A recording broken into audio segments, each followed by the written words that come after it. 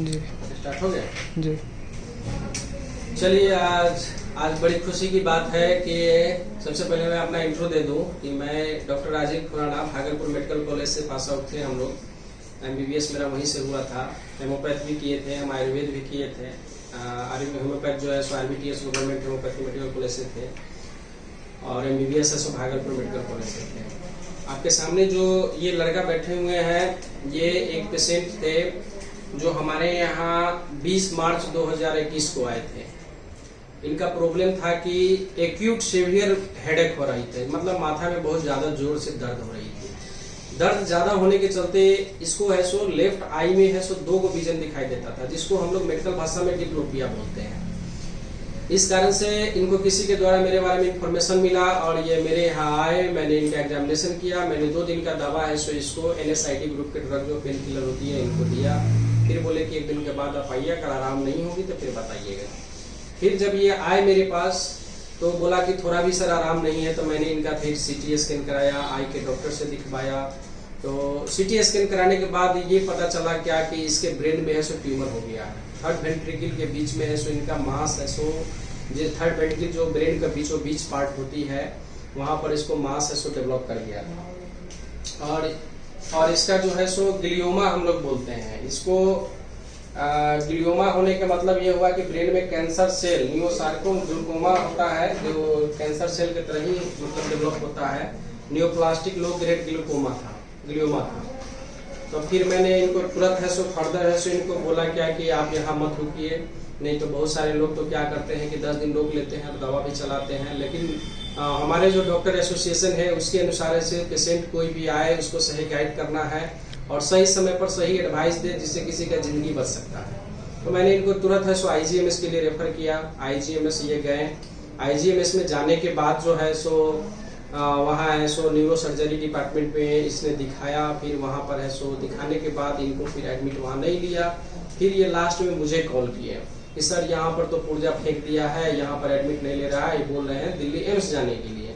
फिर मैंने doctor Dhananjay Kumar sir है वहाँ पर MCH न्यूरो सर्जन है, मैं उनसे बात किया कि सर ऐसे ऐसे की बात है, बहुत पुअर फैमिली से एक मरीज है, हमारे सीतामढ़ी के रहने वाले हैं, अगर इसको सही से गाइड नहीं मिलेगा तो ये बेचारा मर जाएगा क्योंकि ये ब्रेन का कैंसर बन चुका है। तो उन्होंने फिर सर को रिक्वेस्ट करने के बाद बोले कि ठीक है मेरे पास आप भेज दीजिए।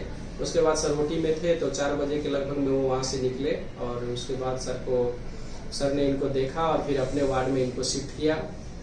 शिफ्ट करने के बाद है सो इन्होंने वहाँ पर उस समय कोरोना काल चल रही थी, मार्च महीना था और कोरोना के चलते है सो बहुत सारा मारामारी हो रही थी और आप लोग सब समझ ही सकते हैं कि IGMS में कितनी भीड़ थी उस समय। मरीज को एडमिट करना बहुत दूर की बात थी, वहाँ तो पहुँचना बहुत मुश्किल था। तो फिर हमको बोले कि एक बार है सो आप सुपरिटेंडेंट साहब से बात कर लीजिए, यहाँ बेड की बहुत कमी है। तो मैंने बोला कि ठीक है, मैं आदरणीय मनीष मंडल सर से मैं फिर बात करता हूँ। मैं मेडिकल सुपरिटेंडेंट जो है सो हमारे IGMS के मनीष मंडल सर थे, तो उनसे मैंने कॉल से बात किया। तो सर को रिक्वेस्ट किए कि सर बहुत गरीब आदमी है, बेचारा मर जाएगा, सर हम लोग के एरिया के आदमी है, थोड़ा सा इस पर ध्यान दिया जाए। तो मनीष मंडल सर बहुत ही दयालु आदमी है, बहुत दयालु सर है और उन्होंने तुरंत बोले कि आप अमन जी से बात कर लीजिए। अमन सर है सो मेडिकल सुपरिटेंडेंट सेकेंड है, जो वहाँ FMT के HOD भी है। तो उन्होंने तुरंत है सो इसको एक बेड उपलब्ध करवा दिए।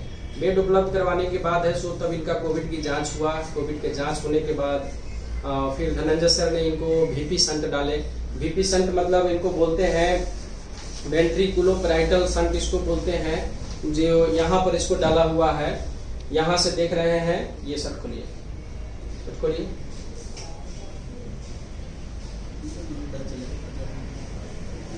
वेंट्रिकुलोपैराइटल शंट जो होती है यहाँ से इसको डाला गया। ये जो पाइप देख रहे हैं आप, ये पाइप यहाँ से डालते हुए ये हम निकालते हैं, लंबर रीजन के जो स्टोमक है यहाँ से निकालते हैं। और ये है सो फिर है सो ये इसलिए डालते हैं क्योंकि इसके ब्रेन में जो है सो कलेक्शन बन रही थी, मतलब फ्लूइड की मात्रा बढ़ रहा था, जिसके चलते इसके आई का रोशनी खत्म हो सकती थी। इतना प्रेशर बन रहा था, इंटरक्रैनियल प्रेशर जिसे हम लोग बोलते हैं। ब्रेन का प्रेशर बनने के बाद इसका हेडेक हो रहा था। तो VP शंट वहाँ डालने के बाद है सो इसका प्रेशर घट गया। घटने के बाद है सो फिर है सो इनको फर्दर है सो सर ने हमको फ़ोन किया, MRI टेस्ट हुआ। MRI टेस्ट के बाद है सो सर हमको बोले कि राजीव जी सीतामढ़ी में तो आप है ही सो बहुत अच्छा काम कर रहे हैं, बहुत गरीब लोगों के आपका काफ़ी तारीफ होती है, मुझे बहुत खुशी होती है कि घड़ी को लोगों को जान बचा रहे हैं, तो इनको बेटर होगा कि आप है सो दिल्ली एम्स है सो भेज दीजिए, क्योंकि यहाँ पर तो उसका मशीन नहीं है। क्योंकि बहुत सारे लोग हैं सो इसका सर्जरी कर देंगे, लेकिन ये सक्सेस नहीं होगा, नर्व पैरालाइज हो जाएगा, पूरे बॉडी इसका पैरालाइज हो जाएगा। बेचारा का 2 साल पहले शादी हुआ था, 3 महीना के एक बच्चे थे, इसके लेकर बहुत सारा दिक्कत हो सकती है ना, यंग आदमी है। तो मैंने फिर है सो दिल्ली एम्स का जो है सो मैं अपने सीनियर डॉक्टर पंकज कुमार यादव है, वहाँ पर सीनियर रेजिडेंस है मेडिसिन डिपार्टमेंट में, और डॉक्टर संजीव भारती सीनियर है, जो हमारे सीनियर है मेडिसिन डिपार्टमेंट में, वो भी सीनियर रेजिडेंस है। मैंने उनसे पता किया कि न्यूरो सर्जरी में है सो एक पेशेंट का है जो मतलब न्यूरो सर्जरी कराना है, ब्रेन ट्यूमर ग्लियोमा हो गया है। तो उन्होंने बोला कि यहाँ पर राजीव जी है सो मत करवाइए, क्योंकि यहाँ पर तो इतना भीड़ है, सो सब VIP लोग ही हैं, यहाँ पर से 150 के नंबर लगा हुआ है, और उसके लिए आपको 6 महीना इंतजार करना पड़ेगा। मैं फिर परेशान हो गया, तो मैं फिर सर को फ़ोन किया, तो सर से पूछा क्या कि TMH है सो मुंबई है सो आप भेज दीजिए। तो TMH मुंबई के लिए फिर मैंने सोचा इसको तो फिर पैसे की जरूरत पड़ेगी, 2 लाख 3 लाख से कम तो इसको खर्च लगेगा नहीं, क्योंकि ब्रेन का मामला है। फिर मैंने वहाँ का जो मुंबई का जो हमारे सोशल वर्कर है उनसे मैं कॉन्टेक्ट किया। बहुत सारे लोग हमारे जो जान पहचान का है, एडमिनिस्ट्रेशन लेवल से है, बहुत सारे लोग हैं सो सोशल वर्क है, पॉलिटिशियन लेवल से, मैंने उनसे बात किया। उन्होंने मुझे फिर आश्वासन दिया कि सर आप यहाँ पर मरीज को भेज दीजिए, यहाँ पर हम लोग अपनी तरफ से सब चीज़ करवा देंगे। फिर ये वहाँ पर इनको मुंबई के लिए ट्रेंडम है सो इनको रिजर्वेशन बनवाए। रिजर्वेशन बनाने के बाद इनका वेटिंग है सो 150 वेटिंग आ रही थी, क्योंकि निकलना था एक दिन बाद, और एक दिन पहले से है सो मतलब कि इसका वेटिंग स्वाभाविक है कि मुंबई के लिए नहीं मिल सकता था, वो भी कोविड टाइम में बड़ा मुश्किल था। तो मैं अपने फ्रेंड जो है सो इंडियन रेलवे सर्विस से जो भी है उनसे मैं बात किया, और इसको तुरंत इंडियन रेलवे सर्विस के थ्रू है सो मतलब इसको तुरंत है सो टिकट कंफर्म कराया। टिकट कंफर्म हो जाने के बाद इन्होंने मुंबई पहुंचा। अब ये बताएंगे कि मुंबई में कैसे कैसे इसका हेल्प हुआ, और इनका 1.5 लाख 2 लाख के ऑपरेशन 40,000 में वहाँ हो गया, 50,000 रुपया हम लोग सोशल वर्कर से दिलवाए। अब मरीज बताएंगे कि कैसे कैसे पटना गए और क्या क्या दिक्कत हुई, बताइए।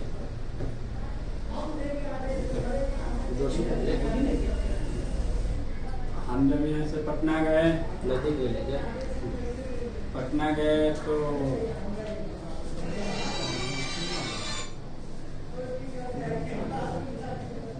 तो वहाँ पे रिपोर्ट लेने के बाद IGMS जब गए तो IGMS में क्या क्या कैसे कैसे दिखाया? IGMS में गए तो यहाँ पे रिपोर्ट देखा, तो वो एक डॉक्टर था, रिपोर्ट देख के इस पर रेफर लिखकर पेपर नीचे फेंक दिया कि जाओ यहाँ से, दिल्ली जाओ। सही से बात भी नहीं किया, एकदम झाड़ के कुछ बात था, डॉक्टर जब फेंक दिया तब यहाँ से हम लोग घर आ गए निराश होके। फिर आए कमरे पे, तो कमरे पर से फिर डॉक्टर राजीव को फोन किए कि देखिए सर ऐसे ऐसे हुआ, हमें राहत ऐसे किए। तो फिर डॉक्टर साहब ने फोन किए, तो फिर डॉक्टर साहब ने हमें फोन करके बुलाया कि धनंजय सर डॉक्टर है, यहाँ जाइए। तो हम यहाँ गए, डॉक्टर धनंजय सर से भेंट हुए, डॉक्टर धनंजय सर से डॉक्टर राजीव ने बात किए, तो रात को बिठा के और रात को ऑपरेशन बोला कि हो जाएगा। उसके बाद जो है सो इनका ऑपरेशन नहीं हुआ है, बेचारा इलिटरेट आदमी है, इसलिए इनको समझ में नहीं आ रही कि क्या बोलना है। इनको वहाँ पर BP शंट लगा गया था, जो बताए हैं आपके माथा में जो है सो पाइप जो लगा है। उसके बाद है सो इनको कोई साथ में जाने वाला नहीं था मुंबई। तो फिर मैं अपने चचा के लड़का है, एक हमारे परिवार के है, जिसका बचपन में ही मम्मी और पापा दोनों एक्सपायर कर गए, अकेला जूझ रहे हैं, उनका 2-3 बच्चे भी हैं। बेचारा कोई भी समाज में जाने के लिए इसके परिवार का नहीं था। फिर मैं अपने गांव से अपने परिवार के लोगों को में से एक लड़का एक्टिव है जो इसको तैयार किए हैं, जिसका नाम है संतोष कुमार, जो आपके सामने बैठे हुए हैं। अपने बच्चे को, अपने परिवार को छोड़कर किसी दूसरे के लिए समाज सेवा की भावना से ये मुंबई गए। और मुंबई जाने के बाद फिर मुंबई के क्या क्या स्थिति हुआ, वहाँ काफी भीड़ था, जहाँ नंबर लगाना बड़ा मुश्किल था। ये आप बताएंगे कि मुंबई में कैसे कैसे डॉक्टर साहब से वहाँ मिले और न्यूरो सर्जरी के लिए अपॉइंटमेंट लिए, फिर समाज सेवी कैसे हेल्प किए, क्योंकि हम तो समाज सेवी से मिले नहीं थे, हम लोग को तो ऑन कॉल बात होती है। बात होने के बाद ऐसा सारा व्यवस्था यही बताएंगे कि कैसे कैसे हुआ, बताइए। जब डॉक्टर साहब ने हमको बुलाया तो हम आए हॉस्पिटल में, सारी बात को समझाया, ऐसे ऐसी की बात है, तुमको जाना पड़ेगा। तो हमने मन आगे पीछे हो रहा था, कैसे जाए नहीं जाए। उस टाइम कोविड की ज़्यादा हालत था, कोरोना काल में कोई जाना नहीं चाह रहा था घर छोड़ के। तो बाद में ऐसा सिचुएशन बन गया। डॉक्टर साहब के बात के अनुसार हमारी वाइफ भी मना कर रही थी, नहीं आपको नहीं जाना है, घर परिवार सब मना कर रहे थे। फिर भी हमने एक समाज सेवा के नाते भाई साहब के बात को हमने काटा नहीं और हमने मुंबई जाने के लिए तैयारी हो गया। तो सारा रिपोर्ट डॉक्टर साहब हमको समझा दिए।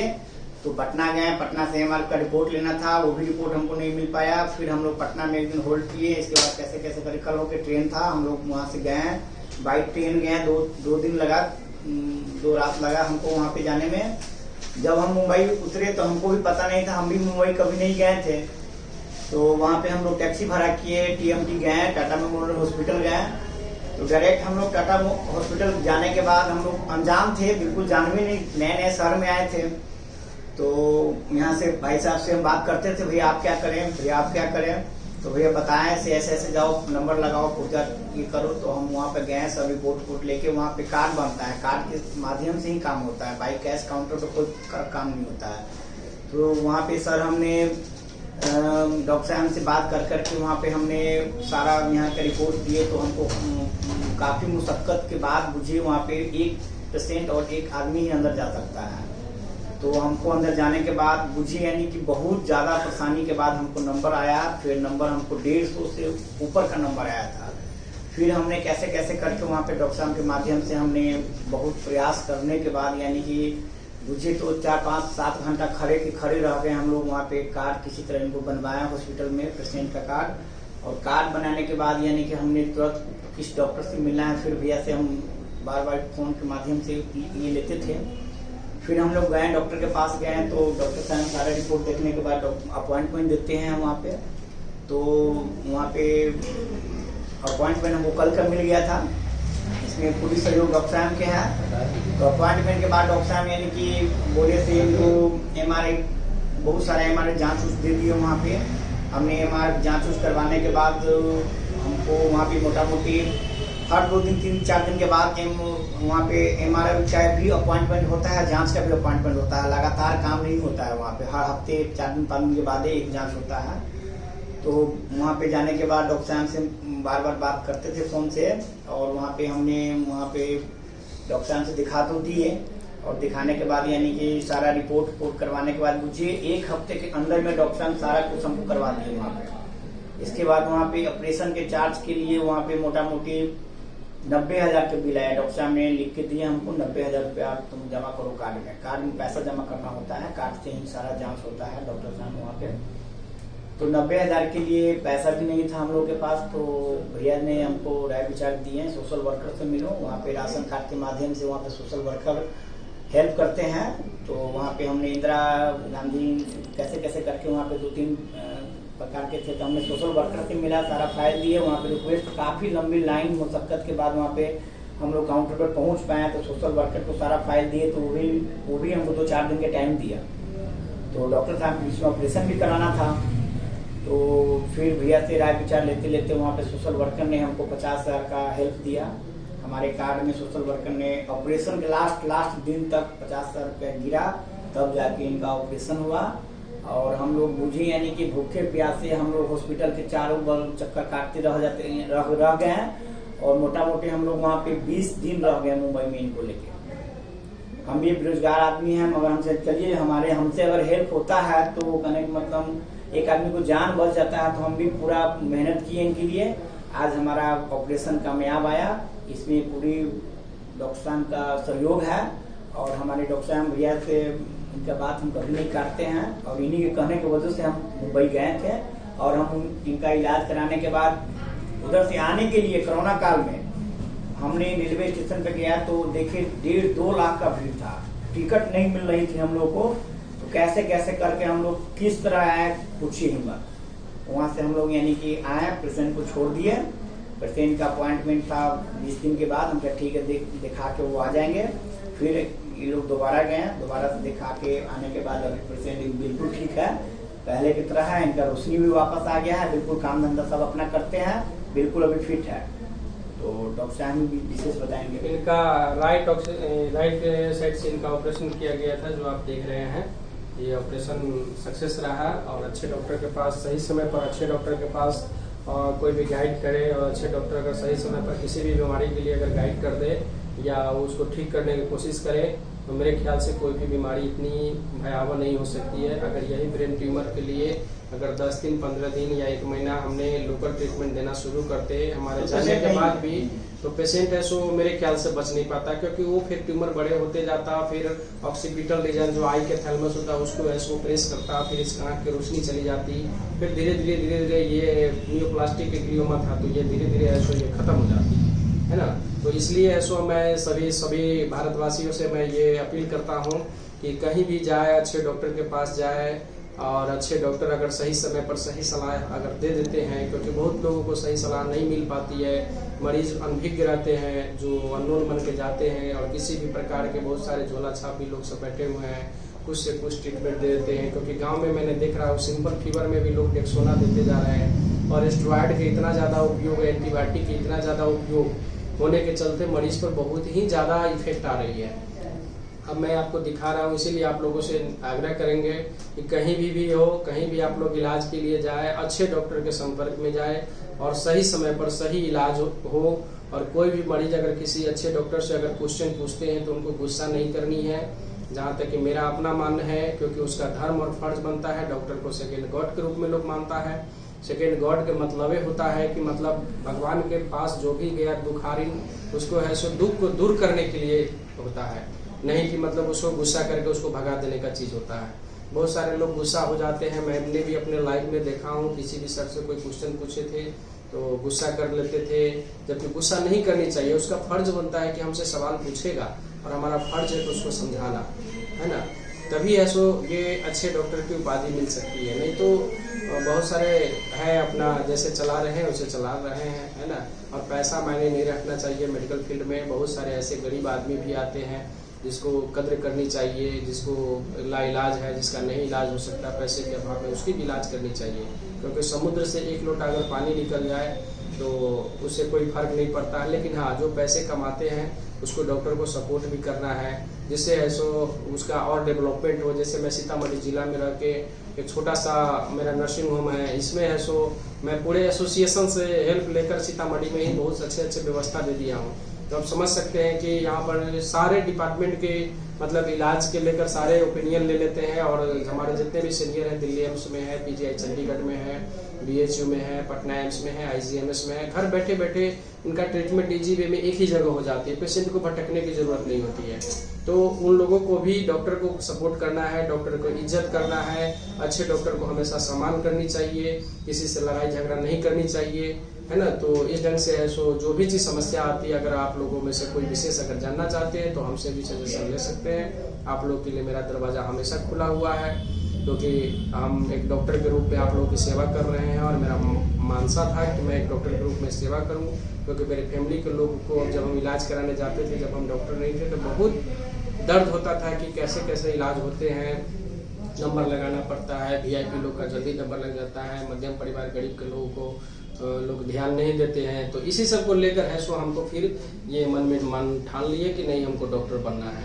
अब मैं कुछ रिपोर्ट आप लोगों को दिखाना चाहता हूँ, जो देख लीजिए कि कैसे कैसे मैंने इसका ट्रीटमेंट किया था, तो आपको कुछ पता चल जाएगा। जैसे ये फर्स्ट टाइम जब आया था तो ये मेरे क्लिनिक का रिपोर्ट है इसका, और इसका सीटी स्कैन हुआ था, इसका मैं पूरा डायग्नोसिस फिर सेकेंड टाइम जब ये मेरे यहाँ आया था उसके बाद का ये दवा है। मैंने इनको लिखा, लेकिन उसके बाद इस वक्त कुछ राहत मिला था। फिर जब मैं सीटी स्कैन में इसका जैसे ही फाइंडिंग आया, मैं इनको रेफ़र कर दिया आईजीएमएस, और उसके बाद जैसे सीटी स्कैन का ये फाइंडिंग था, और ये सीटी स्कैन के फाइंडिंग होने के बाद मैं आईजीएमएस रेफ़र किया था, फिर वहाँ भी पेशेंट लगा। और उसके बाद जब ये मुंबई गया था तो मुंबई टीएमएच का ये पूरा डिटेल है, और वहाँ पर ऐसो आप देख सकते हैं कि न्यूरो सर्जरी, न्यूरो ऑन्कोलॉजी में इसका ट्रीटमेंट हुआ, और इस ढंग से ऐसो सारा चीज़ का ट्रीटमेंट हुआ। इसका सर्जरी है सो फिर हुआ, आप देख सकते हैं इजी वे में इसका सारा चीज़ होते गया। और हमारे जो एसोसिएशन के लोग हैं वो काफ़ी सपोर्ट किए, गरीब के लिए हम लोग हमेशा तैयार रहते हैं। आप लोग समझ सकते हैं कि इस ढंग से इसका ट्रीटमेंट का सारा चार्ट है। आप देख रहे हैं कि राइट पेराइटल क्रानियोटोमी किया गया है, और अल्ट्रासाउंड है सो इसको बायोप्सी के लिए भी भेजा गया है। फिर इसका है सो इसका लेजर थेरेपी हुआ है, इसका केमो उमो भी लगा है, जिस कारण से है सो इसका कुछ अभी हेयर लॉस है। तो इस ढंग से मैं आप सभी को सपोर्ट करूंगा कि जब भी समय मिले हमेशा अच्छे लोग के टच में रहें। आप लोग तो जानते ही हैं कि मैं कोरोना काल में भी बहुत सारे लोगों को मैंने मदद किया हूँ, उंगली नीचे रखो, है ना। तो आप तो देख ही रहे हैं कि पूरे 38 जिला के हमारे जितने भी ब्यूरोक्रेट्स थे, चाहे जो भी थे, 60%, 65%, 40% ऑक्सीजन सिचुएशन था। उस समय भी मैं फ्री ऑफ कॉस्ट इलाज, ऑनलाइन ट्रीटमेंट दिया। आउट ऑफ इंडिया जो पेरिस पड़ता है वहाँ के भी मरीज को मैंने सब चीज़ ठीक किया था। तो सही समय पर सही हौसला हो और अच्छे डॉक्टर के पास हो तो बीमारी में उतना दम नहीं है कि बीमारी ठीक नहीं हो, क्योंकि आजकल तो जान ही रहा है कि साइंस कितना डेवलप कर गया है। बशर्ते सही समय पर सही इलाज नहीं होने के चलते मरीज भटक जाते हैं, जिस कारण से मौत हो जाती है लोगों की, गलत दवाइयाँ चल जाती है। और अभी के समय में ही देख लीजिए कि पूरे मतलब हर जगह घरे घर फीवर है, लेकिन फिर भी किसी को कोविड पॉजिटिव का रिपोर्ट नहीं आ रही है। और जिसको भी फीवर लगे अभी के समय में, अधिकतर जो जनरल सीजनल फीवर है उसमें ओनली पैरासीटामोल आप ले सकते हैं। कभी भी एंटीबायोटिक लेने की जरूरत नहीं है। उससे विशेष लेवल का चीज होगा तो आप हमसे भी कंसल्ट कर सकते हैं, क्योंकि एंटीबायोटिक भूजा की तरह सो नहीं लेना है। बहुत सारे लोग एंटीबायोटिक लिख देते हैं, जबकि एंटीबायोटिक सुपर बकेट केस बनते जा रहा है। बाद में बहुत सारी समस्या के झेलना पड़ेगा। और मॉर्निंग अपना स्टिफनेस रखिए, मॉर्निंग लोगों जगिए, सही समय पर सूरज उगने से पहले जगिए, एक्सरसाइज कीजिए। एक्सरसाइज करने के बाद अंकुरित चना मूंग, 1 टमाटर, 1 खीरा, हो सके तो अनार, सेब, बीट जितना भी हो उसमें मिलाकर भर पेट सुबह का नाश्ता लीजिए। और खाने पीने के मामले में है सो दुकान के चीज़ से परहेज कीजिए। अगस्त महीना में वैसे भी डाइजेस्टिव एंजाइम की कमी होती है, जिस कारण से डाइजेशन नहीं होता है। तो इसको लोग धर्म से जोड़ दिया गया है कि सावन में मांस मछली नहीं खानी चाहिए, गरिष्ठ भोजन नहीं करनी चाहिए, क्योंकि ये त्योहार होती है। ऐसा कुछ नहीं है, क्योंकि मौसमी चेंज के चलते बॉडी पर बहुत सारा इफेक्ट होती है, जिसके चलते है सो इसको समस्या आती है। अगर आप बरसात के समय में दुकान के चीज खाते हैं, गर्म पानी पीते हैं धूप में से आकर, तो फीवर होगा ही। दुकान के चीज खाएंगे तो आपको उल्टी होगा, पेट में दर्द होगा, पतला पैखाना हो सकती है। ये कॉमन चीज है, इसीलिए हमेशा संयमित रहे, घर के चीज खाए और सादा सादी खाना पर विशेष ध्यान दे। कभी कभी ओकेजनली हो जाए उसके लिए नहीं। धन्यवाद।